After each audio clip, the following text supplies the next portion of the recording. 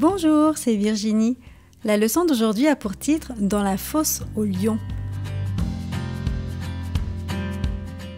Le verset à mémoriser se trouve dans Daniel 6, verset 23. « Mon Dieu a envoyé son ange et fermé la gueule des lions ». Dans certaines régions du monde aujourd'hui, les gens ne sont pas autorisés à adorer là où ils le veulent. Notre récit biblique aujourd'hui nous parle de quelqu'un dans ce cas. On lui ordonna de ne pas prier Dieu. Voyons ce qu'il fit et ce que Dieu fit dans son cas. Quelques gouverneurs se hâtèrent de trouver un endroit d'où ils pouvaient voir la fenêtre de Daniel, puis ils attendirent là, en silence. Ils avaient trompé le roi. Ils avaient signé leur loi qui interdisait à quiconque, pendant 30 jours, de prier quelqu'un d'autre que le roi. Une fois que la loi était signée et scellée, on ne pouvait plus la changer ni l'annuler. Daniel allait-il prier le Dieu des cieux comme il avait l'habitude de le faire? Les gouverneurs espéraient que oui. Ils savaient que Daniel priait devant sa fenêtre ouverte le matin, à midi et le soir. Ils attendaient impatiemment que Daniel transgresse la loi du roi. Ils auraient enfin une bonne raison de se plaindre de lui devant le roi. Ils n'eurent pas longtemps à attendre. Daniel savait que la loi interdisant à quiconque de prier quelqu'un d'autre que le roi avait été promulguée. Il comprenait aussi très bien pourquoi cette loi avait été faite.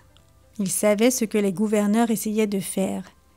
Mais Daniel avait décidé de donner la première place à Dieu, quoi qu'il puisse arriver. Il savait qu'il avait besoin de parler avec Dieu maintenant plus que jamais. Aucune loi faite par des hommes ne pourrait l'empêcher d'adorer son Dieu par la prière. Aussi, Daniel alla-t-il à la fenêtre, ouvrit les volets et s'agenouilla pour prier comme il le faisait toujours. « Ça y est, le voilà !» Les gouverneurs qui espionnaient Daniel parlaient à voix basse. Ils ricanaient alors que Daniel parlait à son Dieu, son meilleur ami. « Maintenant nous le tenons !» Les espions épièrent Daniel pendant toute une journée.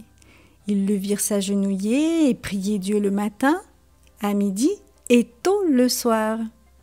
Le lendemain matin, les gouverneurs coururent au palais. « Ô roi, vis éternellement !»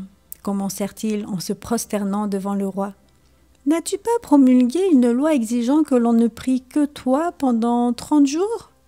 Le roi Darius étudia les visages devant lui. Il voyait bien qu'ils avaient un plan tordu derrière la tête, et cela le troublait. Il attendait qu'ils poursuivent. « Roi Darius, sire, nous avons trouvé un homme qui transgresse ta loi. Daniel continue de prier son Dieu, il a transgressé ta loi. » Le roi comprit immédiatement pourquoi ces hommes avaient été si pressés de faire passer cette loi. Il savait maintenant que l'on s'était moqué de lui, mais il ne pouvait rien faire. Une loi que le roi avait signée et scellée ne pouvait être changée. Tristement, le roi ordonna que Daniel fût jeté dans la fosse aux lions. « Daniel, puisse ton Dieu te secourir, dit-il à Daniel pendant que les soldats l'emmenaient.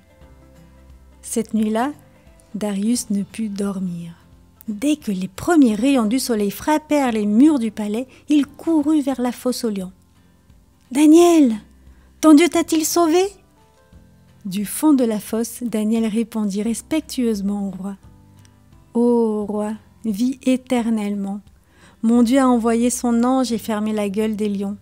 Il ne m'en fait aucun mal. »« Il est vivant !» cria Darius. « Soldats, sortez-le immédiatement de là !» ordonna-t-il. En restant fidèle à son temps quotidien de prière et d'adoration, Daniel rendit témoignage autour de lui de l'amour et de la puissance de Dieu.